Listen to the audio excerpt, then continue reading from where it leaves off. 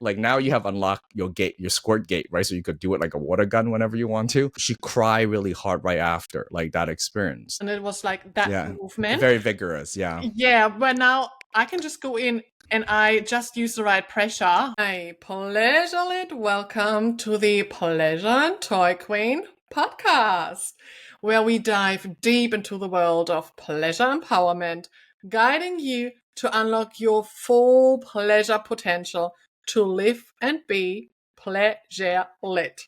Hosted by me, the multi-award winning Pleasure and Toy Queen. As a certified conscious kink and pleasure educator, creator, reviewer, and queen, my podcast inspires exploration and embraces a conscious, holistic approach to pleasure, kink, and toys. So, join us now to feel empowered and inspired on your pleasure journey. Today, I've got a guest speaker with me, Kenneth Play, and he's an internationally recognized sexpert focused on female pleasure, sexual performance, and rapid skills, named the world's greatest sex hacker.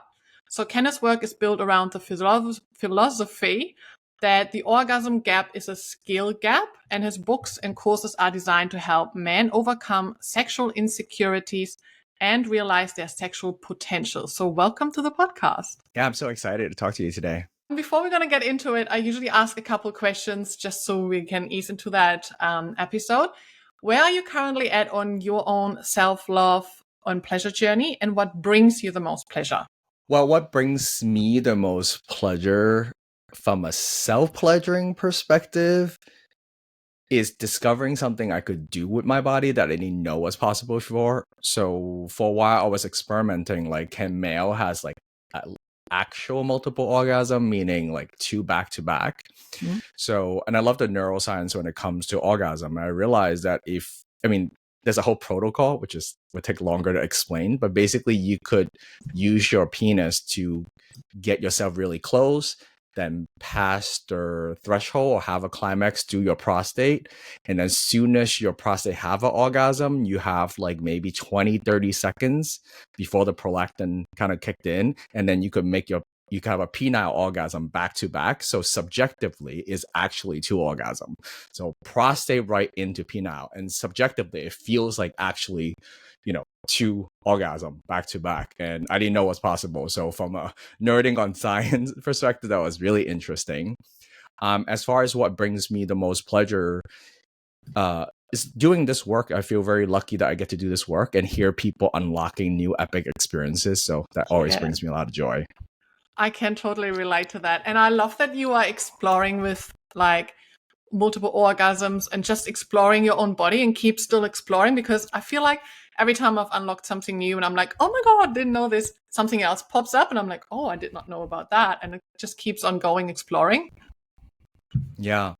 I mean, it's remarkable to adapt a growth mindset to pleasure and sex, because we, like most people think like whatever they're born with is how their sex life would be. They never think of it like fitness, because I taught fitness for a really long time. You don't know what your body is capable of if you didn't put into training. So if you never ran a marathon, you never did a push-up in your life, how do you know what it could do? But when you put in some investment into improving it, you realize, you could become an orgasmic machine. So, but it comes with training. Unfortunately, sometimes sometimes they condition it, in a way that like they're just doing the same habit over and over again. So they're like stuck in a pattern. So people don't realize that it could change. Very true, because I've studied PT as well, and just that build up. And I feel like everything, like even our brain, like everything is kind of fitness. So we need to keep it up and we need to keep exploring. And it's also a skill. We can practice it and we can become better. Mm-hmm. Absolutely. I would love to talk with you today about squirting. It's one of my favorite topics. I love squirting.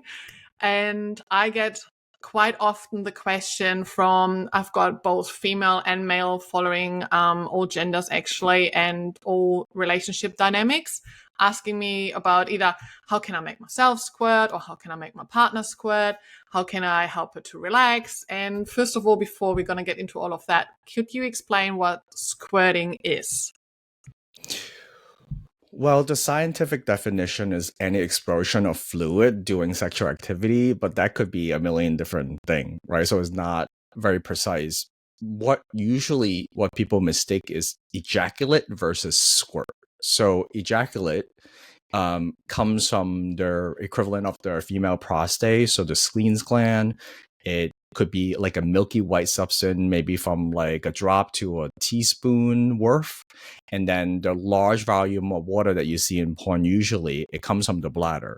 However, so just say if you have urine in your bladder, you go have sex, and your bladder gets empty, there will be more urine in it. However, when you are doing sexual stimulation, just say your bladder is empty beforehand, it gets filled up really rapidly. And it usually gets filled up with mostly water because the hypothesis is a protective mechanism for that whole genital area to be engorged. So that's why you always have this mixed results with studies and people's subjective experience, what it smells like, tastes like, and the color. It really comes down to the mixology between all those fluid that could be possibly get mixed in.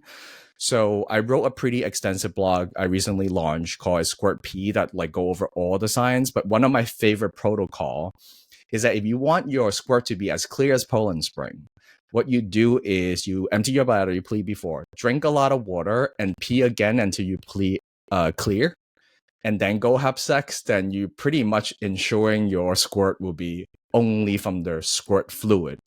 So there's ways to hack the body to kind of for a specific result. But some people really like this squirt to have a different like consistency. So I think it's to each his own, you know? It sounds a little bit like anal preparation, but squirting preparation. So drink a Yep. lot of fluid, go to the toilet prior, and then you have it as clear as possible. I love that. Yeah. It makes me crazy too. I think squirting gets a lot of shame, and they just ew is pee, blah blah blah. And yet like a million straight dudes out in the world like love to fuck their girlfriend and wife in the ass, right? So somehow that gets like a completely different pass. But the idea of squirt is like, oh my god. So that part drives me crazy. I just remembered like the first few times I squirted and it was like unexpected and it was just like, whoa, what's just happening? And it was actually a guy who unlocked that feature for myself. And then I learned to do it on myself with fingers and then eventually with a toy. And now because I've unlocked it every time at different stage, it just flows now really, really Yeah. easily. Yeah. Can you remember the first time you made a woman squirt? Was that intentional? Was it unintentional? Absolutely intentional. I remember it was in my early days when I was still very sexually insecure, but I fell in love with the sex positive community, going to sex parties, and there's always this one guy that's like making everybody squirt. Then I came from such a nerdy background, so I'm like, and this is the first time that I guess like experiential learning I could talk to the people. This is not like watching porn. I just saw it happen. So I was a nerd, keep going up to people like, how did you do that? What technique did you use? And I probably asked like 10 of those guys. So I'm like collecting all their variable.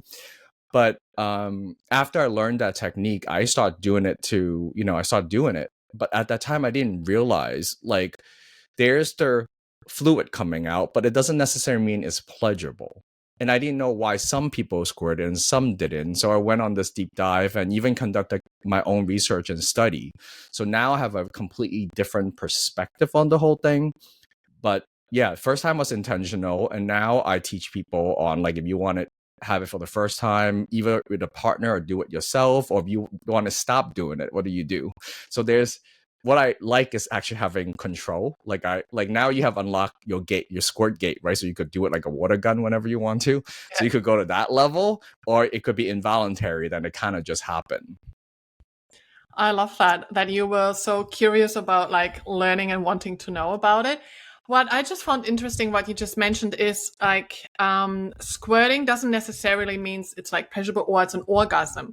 Or what I had the beliefs, the guys who were like making me squirt, they always thought like I have this massive big orgasm when I squirt, and they're like, oh my god, yeah, and come again, and I'm just like, this is so different, like from my clitoral orgasm to like an internal orgasm to squirting. Squirting for me personally feels more like a energetic release, like a big release, and I feel afterwards like whoa, like that was needed, was wanted usually, and then it's just like I don't know, I can't really explain it, but it's different to a clitoral orgasm. Can you just explain a little bit on that? So the explosion of fluid, it just basically, you have a bearing down effect, and then it's no longer pinch your urethra, so liquid could come out, but doesn't necessarily mean an orgasm. But you could have an orgasm, and that orgasm could be external or internal, so it depends on the individual.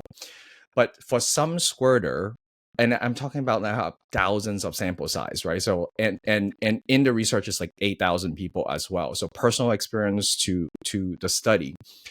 So what differentiate the group is that for the female body who easily orgasm, have a lot of strong contraction, vaginal contraction. So, to put it in layman terms, when a guy's I'm talking about from a straight couple perspective, if I'm fucking my partner, she's always have those contractions, like she's trying to push my cock out, right? Like that's just what usually happen.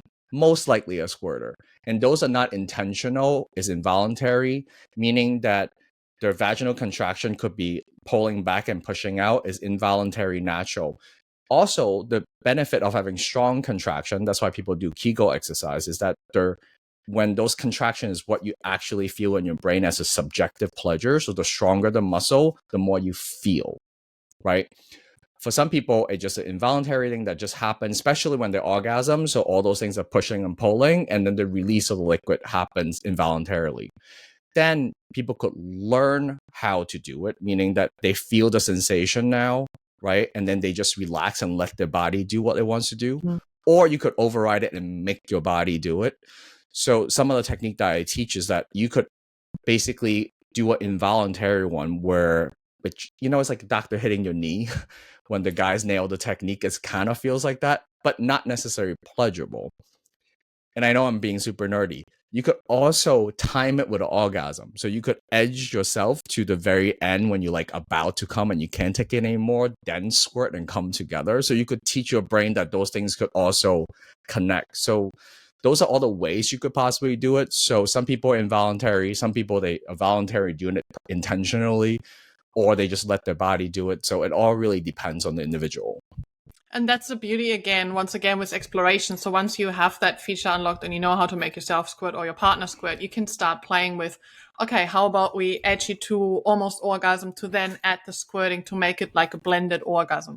And usually to squirt, you are stimulating the G-spot. And when you look at the whole texture of the clitoris, that's also internally with doing the G-spot, you automatically stimulate some of the clitoris as well. So there is the possibility to have that blended orgasm as well. Yeah, and but what was surprising when I was looking into the research data, that if you qualify yourself as a regular squirter, the preference of internal stimulation versus external stimulation is half-half. So people squirt from all types of stimulation soon as they learn how to unlock it.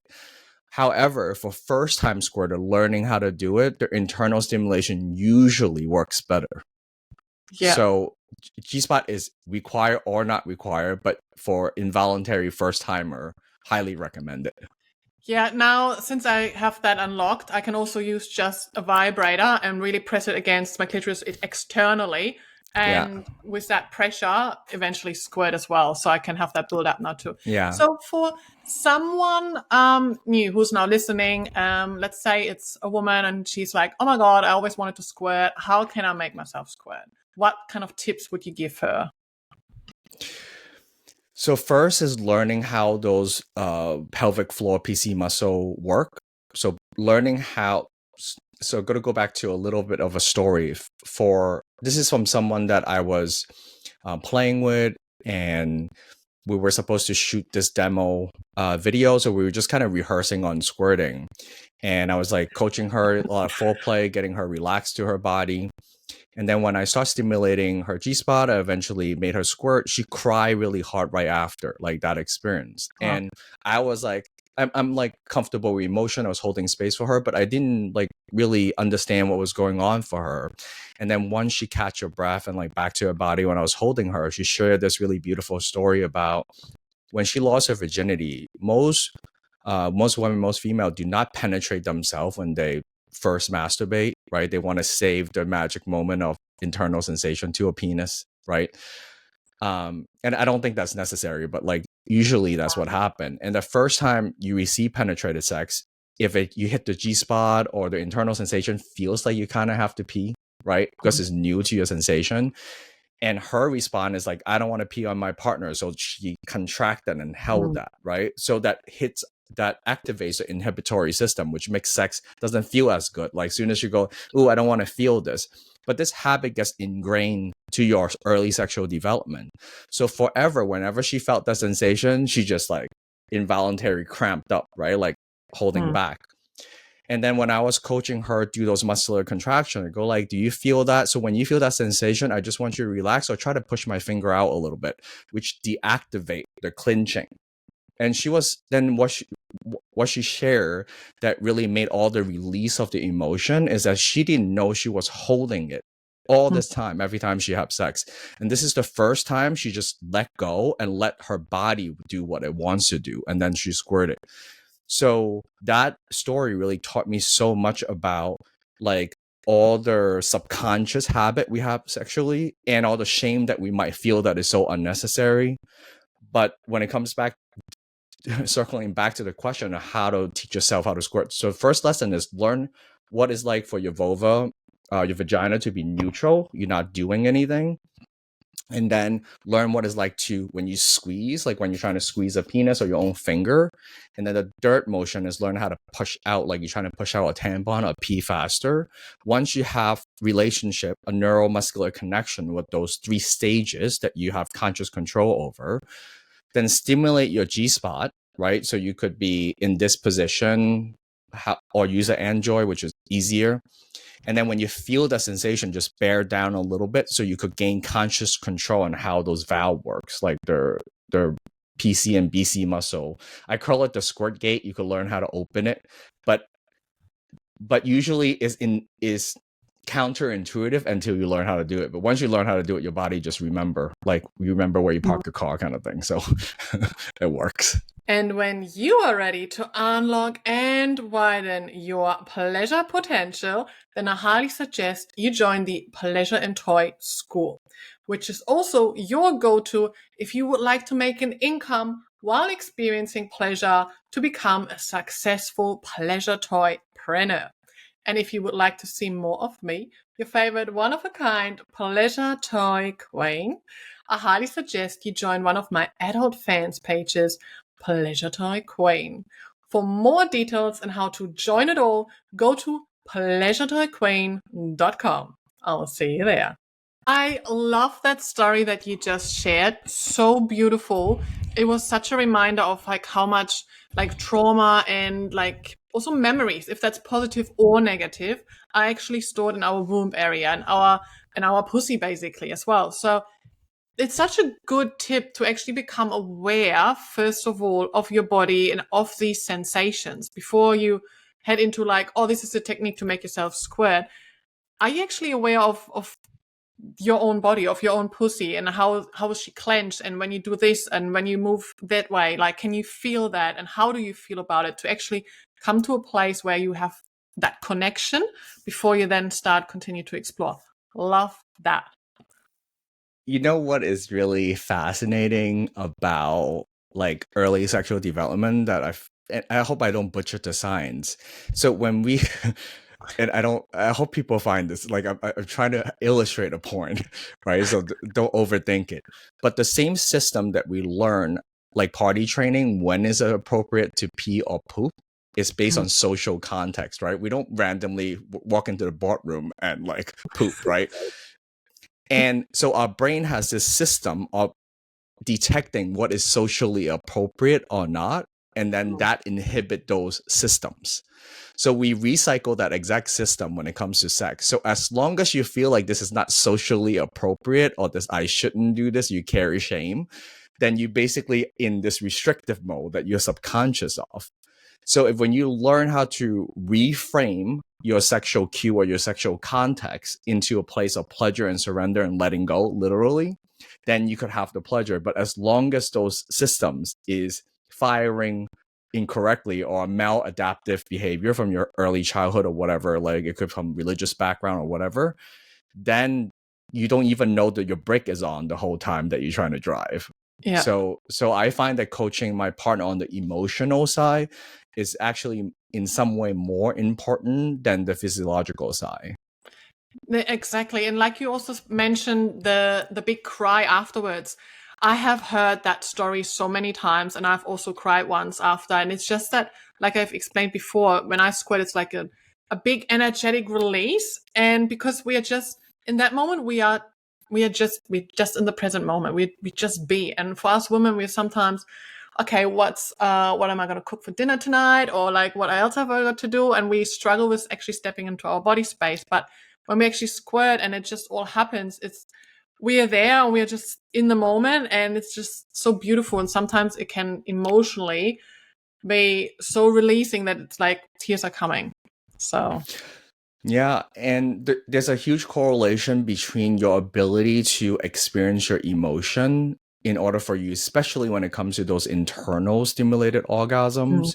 So when I was writing the book, I got to interview Dr. Barry, who wrote The Science of Orgasm. And what he explained to me that kind of blew my mind, without using too many jargon words, right? Your vagus and hypogastric nerves, those nerves that, especially the vagus, is not attached to your spine. And why that is important is that when you have emotion, you have those like bodily feelings, is off that same network.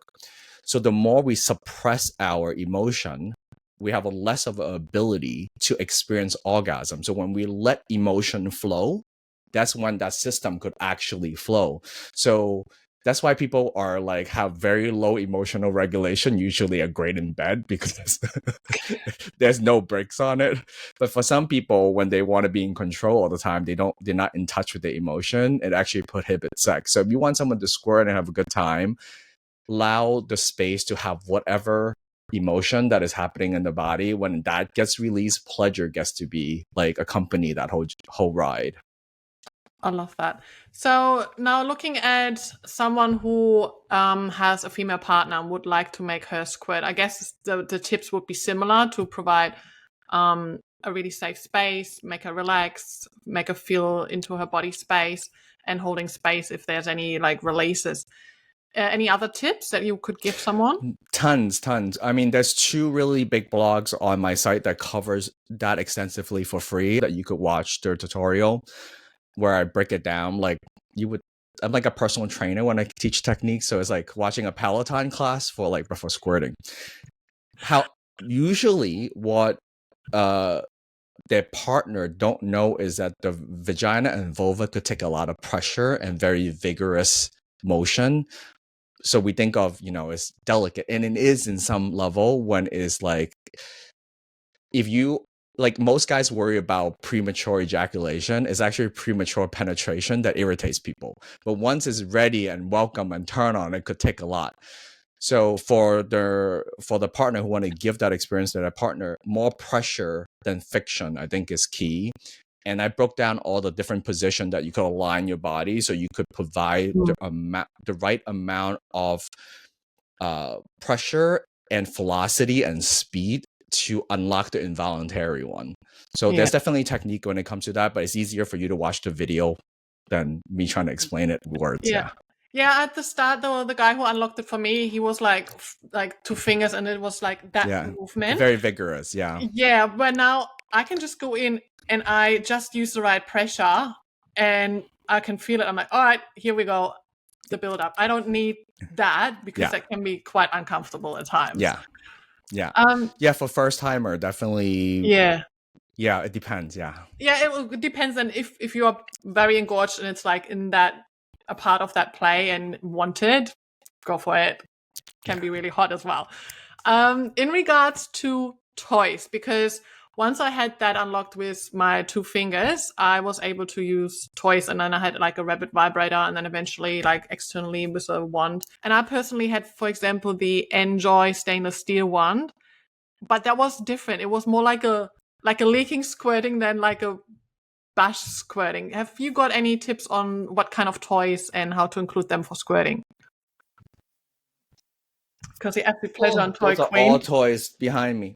I think the Yeah. Enjoy is definitely one of the best design internal toy there is. It's also so smart that you could do it for like you could do every orifices with it. It's not just for squirting, but if you want to provide pressure, which is key to squirting, this counterbalance weighted heavier on one side just create the rocking motion. So when most people think of this toy, they think like it's going in and out like you're cutting a tree. You're actually doing this rocking motion. And when you say like projectile squirting, it's because of the pressure the toys is the type of pressure that this toy is creating. Also, those nerves internally, those visual nerve responds to pressure, so it doesn't respond to friction as well. So it depends on the individual, but pressure is definitely your friend when it comes to squirting or G spot stimulation. Yeah, the Enjoy stainless steel one is also great for anal prostate because one of the fans, like on my adult fans pages, OnlyFans, he suggested that and said, "This makes me leak cum like no other." Mm-hmm. Like as soon as I put that one in, it's just like amazing. I'm like, this is gender neutral, this toy. Yeah, Anyone can It have does it. fun It with does that it. one. It does it all. Yeah. Gives Yeah. fluid to everybody. Yes. Love that.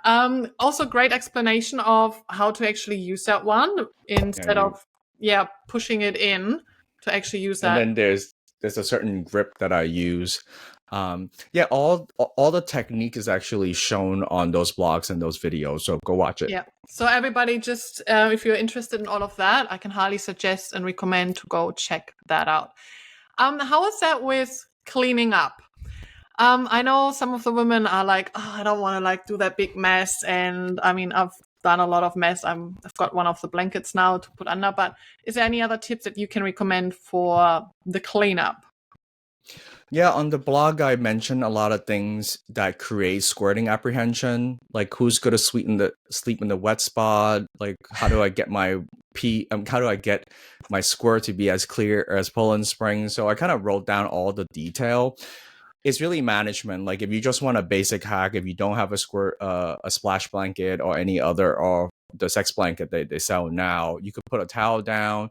You could use a puppy pad where they Yeah. use it for puppies and then put it on the bed, but don't do it on top of the puppy pad. Put a towel on top of their puppy pad, which really helps. So it's like sexier.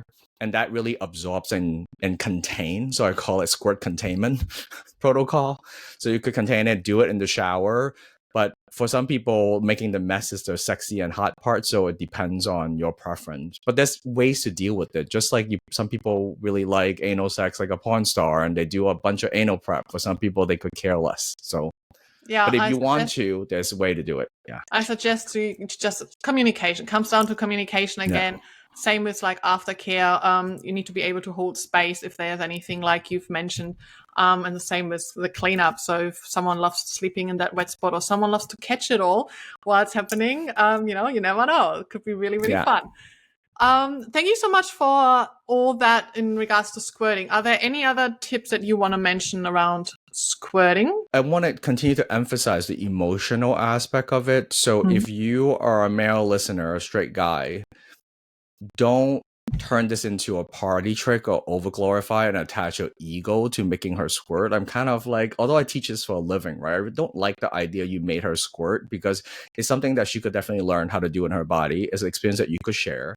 At the same time, my goal is to remove the stigma or shame out of squirting, like the story I share with you. So I'm pretty neutral about it, right? So don't overglorify it. Don't turn it into a party trick. Don't attach your ego to it. And especially when you attach your ego to make your partner squirt, they will have performance anxiety thinking about pleasing you, which creates a whole like psychological mess that is not so fun. On the other side, if you're a squirter, learn about the signs so you feel like completely celebrated for this natural sexual phenomenon that a lot of people experience. And if you want to learn technique on how to deal with the whole thing, there's so much wisdom and science already available, so we don't have to be like misinformed and in the dark ages about squirting. So let's shed some light on it. I love these reminders, especially also I had this guy who was unlocking that feature on me. Every time that we hooked up, he needed to make me squirt. Sometimes I'm just like, it can't be all about that. Like, seriously. I mean, great, you can do that. Like, it's amazing, but Yeah. not every time. Come on. Yeah, exactly.